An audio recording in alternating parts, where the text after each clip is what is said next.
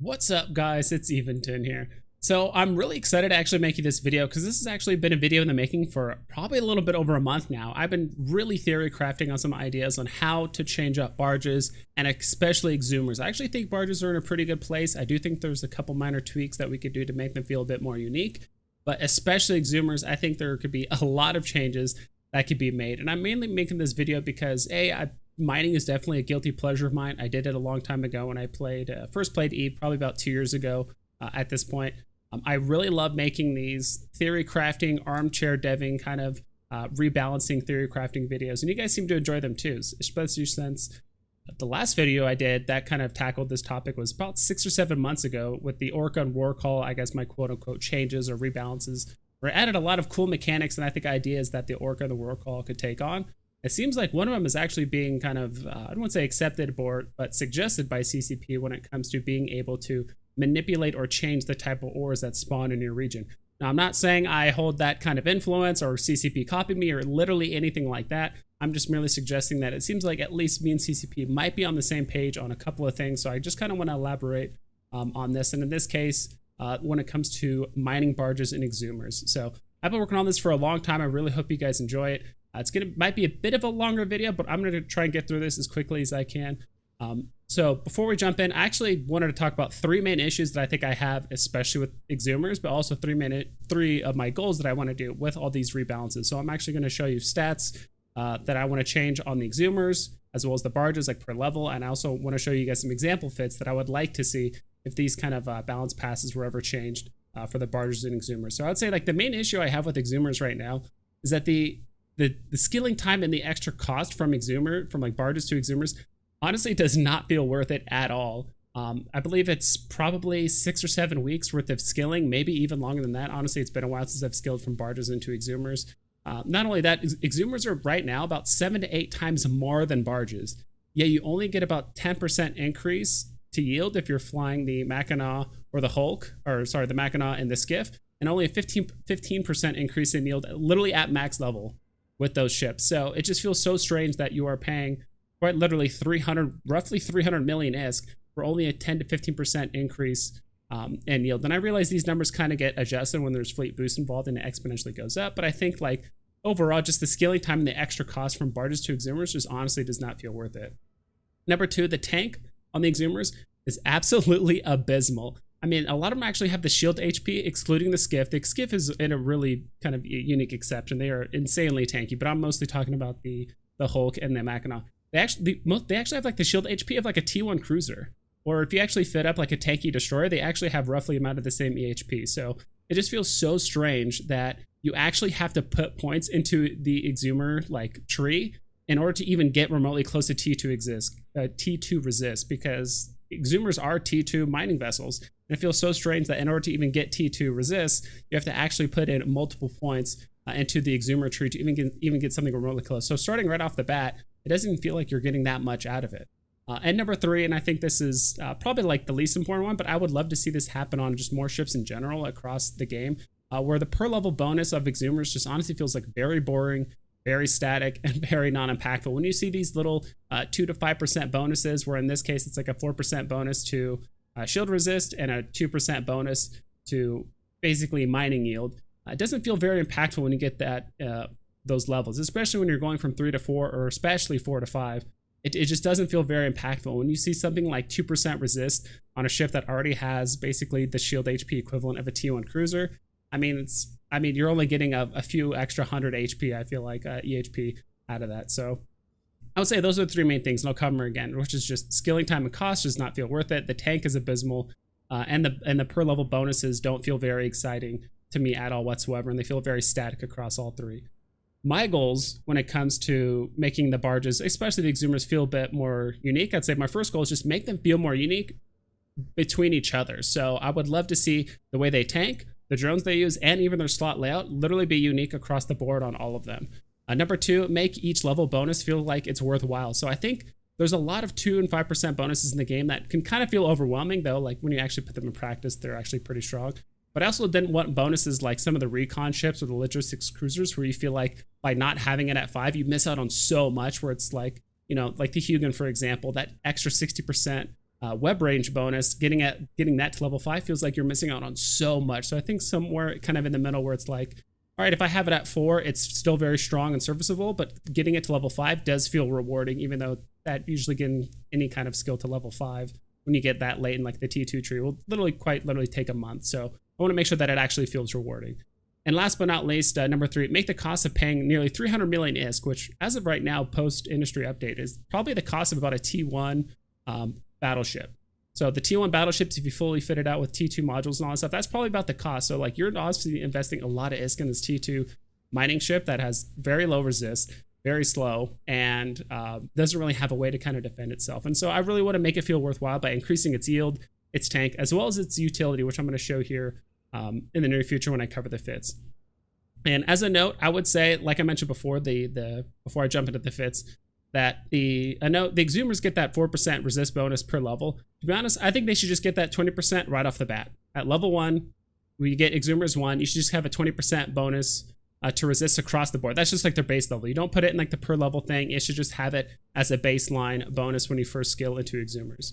And the other thing too is we'll go into the fits. I'm sorry if the images kind of look really scuffed. I was really messing with them a lot in Photoshop, so things might look a bit uneven, but I think it's going to be serviceable and you guys are able to read it and kind of clean things up, especially since I've been working on this for quite a bit of time. So we'll go ahead and jump into it. All right, in this part, I wasn't exactly sure how to kind of go about it, to be honest, but what I've kind of decided on is I'm going to show you all the mining barge changes because those are probably some of the most minimal and subtle changes that I've made. But when it comes to the Exhumers, they are very uniquely different from each other. So I think if I focus on those more individually, I think that would be better. So first I'm going to do is actually show you all of the current iterations of the Covetor, Procurer, and Retriever. And then now I'm going to show you the new changes that I've made to those 3 barges, because I think the barges as they are pretty much fine. I made some slight tweaks, and I think mostly because I think the consistent theme I did between all the barges, I gave them all some sort of drone bonus. And I think just because the ore are part of an offshoot of the Galente Empire, I'm not 100% sure on how all that lore works, but all I know is that they basically come from the Galente and they kind of defected from them and all that kind of stuff. So I think it just makes sense that they all got some sort of drone bonus. And we'll start with the Covetor. So the Covetor, you'll see that I actually gave the Covetor an increase to their strip miner and iced harvesting range. I thought the 5% bonus up to 25% just didn't feel very impactful. Basically getting your ice harvesters or your strip miners going from 15 kilometers up to 19 didn't feel very impactful. I'd rather see them be able to mine out anywhere between 23 to possibly 24 kilometers with the new bonuses. And if you are mining out that far, it would feel really bad if you were using mining drones, which is why I actually gave them the micro warp drive velocity bonus. Now this makes them very, very fast. I realize this is the same bonus that some of the battle cruisers get that are like drone boats, but again, just the fact that how squishy the Covetor is, and you can use it for some sort of combat purpose, but the Covetor is so squishy that most of the time your target's going to be right on top of you, and that extra drone speed isn't going to make that much of a difference. So it's more of a just to kind of help ease the pain of having your mining drones being basically traveling long distance to and from your ship. Now the Procurer, I pretty much left us all the same. I did give him a drone bonus of the max velocity. I will admit I'm not 100% sure what is the difference between micro warp velocity. I understand usually when you give your drones a command, they tend to speed up and go mine the rock or go attack a target. But the max velocity, I'm not sure if that's the same thing, or maybe it just increases their base speed, which also indirectly increases their micro warp velocity. Maybe just their max velocity is they turn on the micro warp drive, but once they get within range, like optimal range, they actually slow down and now their normal velocity takes over. I'm not 100% sure, but I just like the idea that the Procurer is able to increase their drone velocity and kind of be like the enforcer or the protector of the fleet. So if they are in the middle of the fleet and harvesting some rocks and there is someone that is getting attacked 15, 20 kilometers away, those drones are actually able to pursue and stay on top of their targets. And that includes possibly even using something like Valkyries that are able to actually keep up with frigates that are trying to gank your mining fleet. So that was kind of a small bonus I wanted to add to Procure. I think the 50% drone bonus, I didn't want to take that level away where it's like, oh, they already have a drone bonus, I'm not going to give them a percent bonus. I think that is fine as is. And as for the Retriever, first of all, I thought it was really strange that the Retriever was the only ship that did not have a roll bonus between all of the mining vessels. I thought that was kind of strange, so I wanted to give them some sort of roll bonus. I'm definitely positioning the Retriever, and as you'll see here in the short term, the Mackinaw is going to be the the mining drone ship. So it's going to be kind of quote unquote the drone boat. They have the biggest ore hold, so they can actually handle the extra ore that is coming in.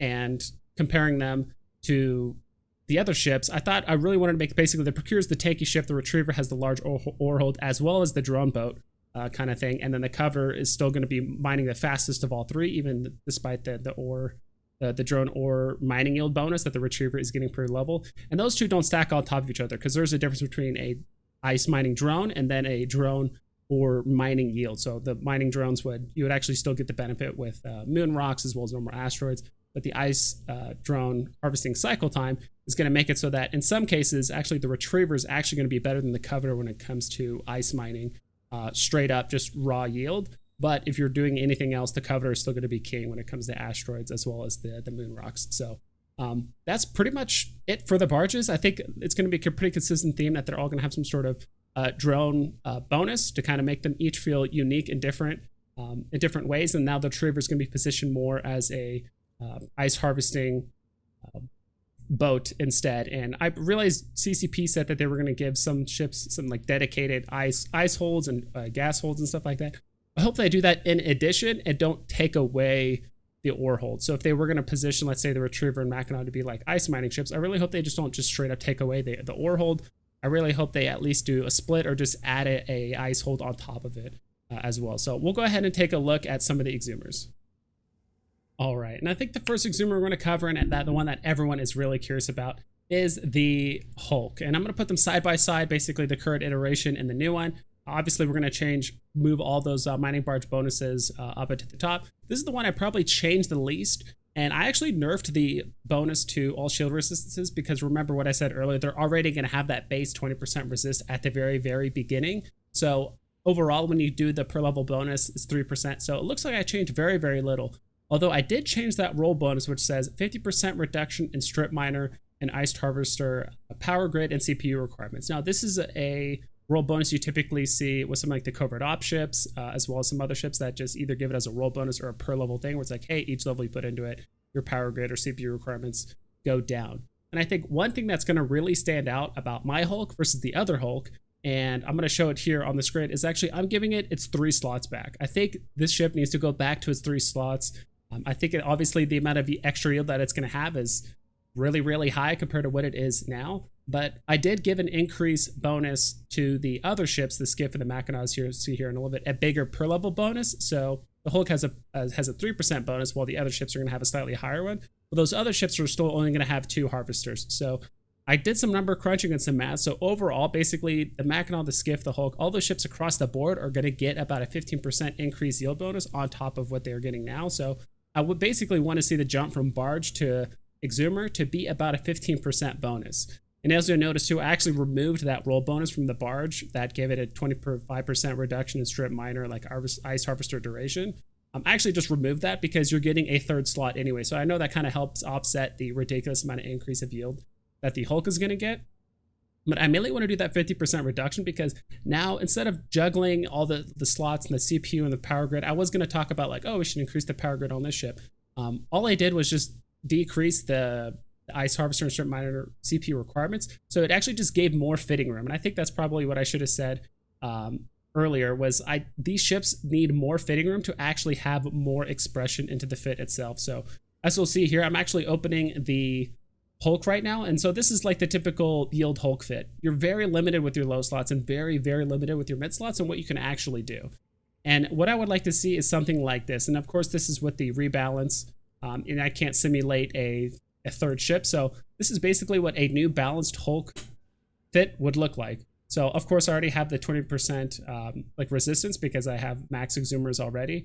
But with an extra 10%, I would imagine this would probably go up to maybe 23,000, maybe 24,000 EHP, which would honestly still make it vulnerable to 3 catalysts in a 0.5 system. So if you actually have like 3 T1 or even T2 catalysts would definitely do the job. But I think 3 T1 catalysts in a 0.5, even against this fit, would still get you killed. So the whole point of this I'm saying is like, I'm not trying to like kill high set ganking or anything like that. Like these ships are still very, very vulnerable. I do think it is a bit ridiculous that all it takes is basically 2 catalysts to kill basically any Hulk in the system. But I think at least keeping them honest and having them bring at least 3 catalysts. And I think if you swap out this low slot module for a damage control, that obviously increases it. So now maybe you have to have either 4 catalysts or at least 3 of the T2 catalysts for the most part. And the CPU and the power grid, even though it's like overpowered, that is taking into consideration the 50% reduction. So like with the new changes, this would actually be able to be onlineable for the most part. So the main reason why I don't do this is because all the time I see old players come back, be like, what happened to my 3rd hide slot? What happened to my 3rd hide slot? So I think it would be kind of a nice harken back to like the old times of the Hulk when it actually had 3 high slots. Give it a bit more tank so that it could actually survive more than 2 catalysts. They might actually have to bring 3 catalysts this time around. And on top of that, I think definitely the extra micro warp drive velocity and some other things will kind of give it a more unique role where it can mine further away from the rock, which would arguably put it in a safer position and have those drones still be very, very useful. So again, I'm giving the Hulk back its 3 high slots. I think it deserves it, and I'm going to give it more fitting room like I'm going to do here in a little bit. I'll show you guys a little bit for the Mackinaw. It definitely just needs more fitting room so you can actually do more stuff with the mid slots. So you can actually put more shield extenders. You can actually put some hardeners. You can put a micro warp drive so you can actually fit the ship out in a few different ways. And I believe I still have the ice Hulk, or there's the ice balance Hulk here too. So I kind of did an ice version too, but again, it's not that much different. So the HP is still pretty low. It's still very easily gankable, but at least you're not going to be completely paper thin when someone does show up to come and kill you. All right, and this next one is the Skiff. So I'm going to go ahead and show the old iteration and the new one side by side. And as you'll notice, there's quite a few changes. Obviously, we still have that 25% bonus to drone max velocity now that we have mining barge 5. Now the Exhumers have this really unique way of tanking. So what I really wanted to do is have the Hulk be the passive tank. It's made to be vulnerable and pretty passive and all that stuff. But the Skiff, I realize it's already absurdly tanky, but I felt like it just needed something. And I felt like adding this bonus to the Mackinaw, but just the way the numbers worked out, like having overheated active modules on a Mackinaw did very, very little to actually defend itself. We're talking very, very small amounts of extra EHP. So I figured to put it on the Skiff because I felt like the Skiff needed to actually defend other ships. So that's why I gave it the max velocity so the drones can get there a bit sooner. Down there in the roll bonus, you actually notice that I actually gave it a 25% reduction in module heat damage amount taken. I believe some of the T3Cs have some bonuses like that. And the overheat bonus is the same bonus that the deep space transports get as well, except now it's a per level thing. So each level that you get a 20% bonus to overheating afterburners, micro warp drives, local repair modules, and resist modules, and a 5% reduction to miner, strip miner, and ice harvesting duration activation cost. So that means the Skiff is actually be mining 15% more than as the current Skiff as is, assuming it's at max level. So I realize this is going to make the Skiff just absurdly defensive, but I really hope the fact that you can actually overheat modules like your micro warp drive and your resistance modules might mean you can play a bit more offensively as well. So if you see a fellow miner get ganked, that's, let's say 15 kilometers away. Now, as you're running in the mid slots, and you notice I actually didn't touch any of the CP and like power grid requirement, like reduction like I did with the Hulk, because the Hulk, or I should say the Skiff, already has a really, really large power grid and CPU. So it already has plenty of fitting room on the ship. So as you can see on the screen here, I'm pulling up like my yield Skiff fit that I already kind of have set up. So as is alone, it's already really, really tanky. But if you want to kind of be able to defend your fleet, now you can remove one of these and still maintain your tank and now add a scram. And maybe you want to get rid of another multispectral because now you're actually doubling the resistance, and now you actually might add a micro warp drive. Now, not only are you just watching your friends get ganked, so now you're actually overheating your micro warp drive, which I believe pushes your speed to probably almost 700 meters a second. Adding your scram, overheating that, which I know doesn't benefit from the bonus, but at least you're overheating your multispectral, so now you're actually taking more damage. So now you're actually counter-tackling ships that are actually tackling some of your mining vessels. And I realize this is probably just my playstyle, being in wormhole space where we don't like our mining ships, let's just say, to be very vulnerable and actually be able to fight back a bit. But the Skiff is actually, because it's able to be able to like overheat its resistance modules, it has a bit more staying power than it already has, but now it can actually free up some mid slots for it to do some other things. So I realized this is the one that I was the most iffy about because it's already tanky. Adding an overheat module bonus might put it really over the top. I realize that, and especially with the 25% reduction to heat damage taken. But I really like to see the Skiff have some sort of overheating bonus. And I wasn't sure if the Skiff should actually have like a utility high slot which is hard to balance because the miners technically don't take up any slots, whether it's turret or mining slots. If you give it a utility, now you can just add another mining laser. I'm not sure exactly how that would work. So I wasn't really sure on what other way how to give the Skiff a bit more utility other than giving it like an overheat bonus. But yeah, so this is kind of what I came up with, and I think it's going to make the Skiff a bit more versatile. And now that you can actually overheat some of your hardeners as well as a micro warp drive, maybe you're able to play it a bit more offensively, and now you're actually able to do some PvPing out in the belts. All right, last and certainly not least, and I think this one definitely has the most stuff going on, so I might take a little bit longer to break it down. But I mean, again, these are all T2 ships. You can look at some of the other T2 ships in the game, and there is just entire walls of text, especially if you look at some of the Black Ops ships or even a couple of the recon ships, just have a lot of text going on. And I think that's kind of part of the fun, is actually reading through it and what some of the bonuses actually do. And I'm sure some of these could be shortened in the roll bonus by just giving a flat bonus, but regardless, we're going to show the Mackinaw, we're going to show the old and the new one. As you'll see here, and this is actually something that CCP has done before, where they'll actually take a roll bonus and move it up to a like per skill level bonus that's already exists. So like the Logi ships, well, the T1 Logi, I believe they do this for like the Scimitar. So like the T1 version already has a 100% Logi drone bonus, like increased like repair yield. I don't call it yield, but whatever, extra repair. But then once you look at the Scimitar, it has the same bonus. They just moved it up into the per level like logistics bonus for Mimitar, so it already exists. So notice that we actually moved the roll bonus from Ice Harvest cycle time that was for the Retriever up into just the Mining Barge bonus, so it's still getting a 25% Ice Harvesting cycle time. So it's still getting the mining drone bonus, so it's actually benefiting from the mining drones, whether it's for ice or normal rocks.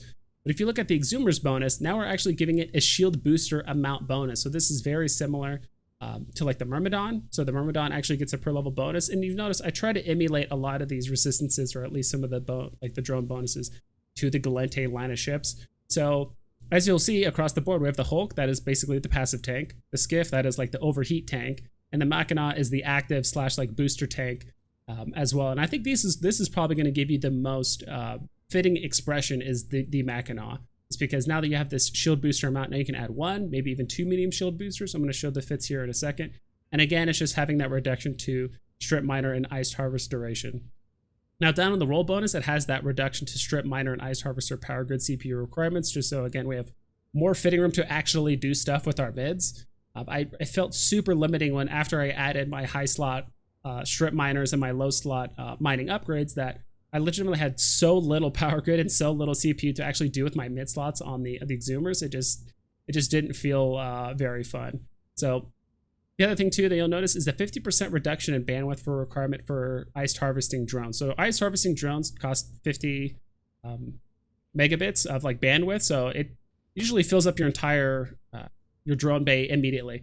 But with this roll reduction bonus, so now it can actually fit 2 iced harvesting drones, and on top of that, they actually have a 20%, 25% reduction in cycle time for the ice harvesting drone. So basically, the Mackinaw is essentially having 2.5 drones worth of ice harvesting going on at any given time. And so with these mining, so the strength of the Mackinaw is its mining drones for the most part, as well as its ice drones. So if you have a Hulk, I hope the math works out correctly, I haven't crunched the numbers, but if you have a Hulk and a Mackinaw right next to each other harvesting ice, the Mackinaw will outperform it, but very minimally. But if you actually have them out in a belt or anywhere else, the Hulk will be able to obviously outmine the Mackinaw, because even the extra 25% or mining yield on the drones will just not outpace the triple lasers, as well as the also drones that the Hulk can provide as well. So for the longest time, it just seemed like, what was the point of bringing a Mackinaw or even a Retriever to like a mining fleet? Like, what's the point of bringing one when you can just bring a Hulk or a Covetor? Now there's actually a position where the Mackinaw can actually show its strength, but its strength is in the drones and not just trying to compete head to head with the strip miners or the ice harvesters up in the high slot. So the Mackinaw actually has a place in a fleet if they're harvesting ice. The Skiff obviously has its place with just being very, very tanky and being a big presence with its drones, as well. The fact that it can get on top of you, land a scram, and fight you off of your fleet as well. So yeah, that's pretty much it on like the Mackinaw and all that kind of stuff. And I really wanted to kind of show basically like the bonuses that I think like each of the Exhumers should have like up on the screen. So basically the Hulk going from left to right, I know I'm reiterating all this stuff, but I just want to make it clear for you guys that even though I might be repeating myself, I just really want to press upon the point where I feel like I did each of my goals, which is basically make each barge feel unique from each other. They all tank differently. They can use different drones. The drones have different strengths. They have different slot layouts when it comes to the Hulk has an extra high slot, and with the extra fitting room on the Mackinaw, now you can actually start fitting some shield boosters, which actually I forgot to show that here. The Mackinaw actually had some example fits. So this was like my typical yield. Let me see it. Just like a passive tank like Mackinaw. Like that's what that looks like. Where's my yield? Mackinaw. I put max yield lol. That's just like my whatever like Mackinaw. Like if you really want to use like ice drones or something like, there it is. Where is it? Anyway. So I'm kind of tripping up here. I would re-record this, but I don't really care. So this is actually what with the new balance pass and like the 30% reduction for like the strip miners and stuff, this is what I would actually look like. And so what this means is it actually has 25,000 EHP just by default. But if you actually overheat these as well as add, and I did the math on this, as well as add the overheat bonus and all that stuff, I think you get an extra like 4,000 HP worth of like regen. So and this is over the course of about 23 seconds or so. So this is actually going to give you a fighting chance in high sec that if you do get ganked, you can actually overheat both of these. Just start healing up as it's happening. So basically it is going to be a race between you and the catalyst. So in a 0.5 system, which I believe it takes Concord about 19 seconds to respond, you will have more than enough time to actually overheat these and turn these on. But you do actually have a really, again, you still have a small buffer when it comes to actually overheat like your shield HP. So there is a very high likelihood they could still just tank you out or take you down, like with just the raw amount of damage they can do in a short amount of time. But I think just having different and unique ways to be active and at the, actually at the table, or actually like at your desk playing the game. Because as of right now, like all the mining Exhumers as they are, all you do is just turn on your shield hardeners and you just kind of wait around. And that's pretty much it. There's basically no reward for actually playing the game. And if you actually forced some of the ships like the Skiff as well as the Mackinaw to be more active and actually have a chance by being active by overheating some of these modules and stuff and fighting back, I think that is the best case scenario. And I think I do have an ice version as well. Yeah, ice balance basically. And because the way just ice harvesters are, like the ice harvesting upgrades do take up more CPU, even with like both of these rig slots in here, you can only fit in one Ansel shield booster here in the mid slot. And if you want to run a survey scanner, you can as well. But if you were just going for a full like max tank Mackinaw, this is essentially what it would look like. And if you remove this and put a mining laser there, you actually wouldn't have a lot of CPU left. So you would actually have to remove either, I think you would actually have to remove both either shield spectrum hardeners or as well as another shield booster. So yeah, there's definitely a lot of, like I said, fitting room to be played with. Like just the fact that we have extra CPU and power grid, you can actually start playing with the fits a bit more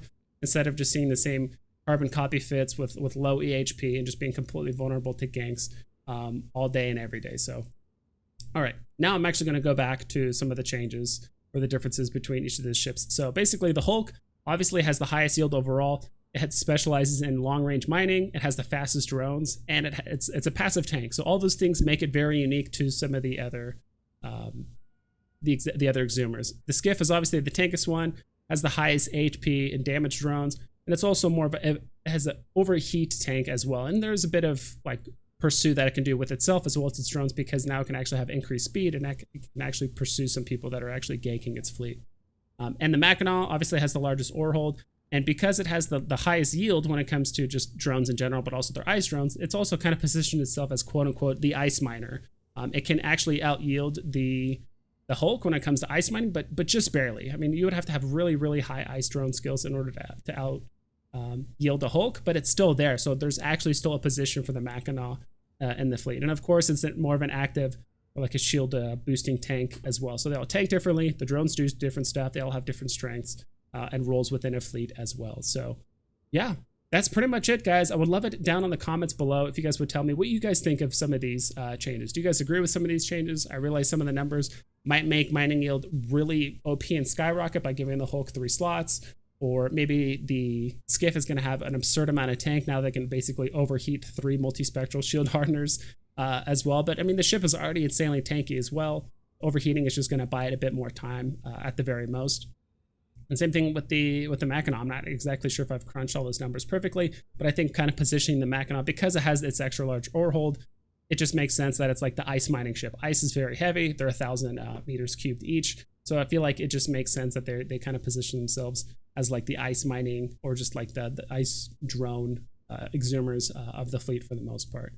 So yeah, that's pretty much it. Let me know what you guys think down in the comments below. And I will be doing some skin giveaways as well. I'll put that down up in the title as well. I haven't really figured out what I want to do with the title as yet of this video, but maybe I'll let you guys decide what kind of partner skin you guys want. So I'm going to give 2 away, and then for each person that wins, I'm going to let you guys decide, and I'll give you the option selection as well as to which skins you guys are going to get. So that's pretty much it.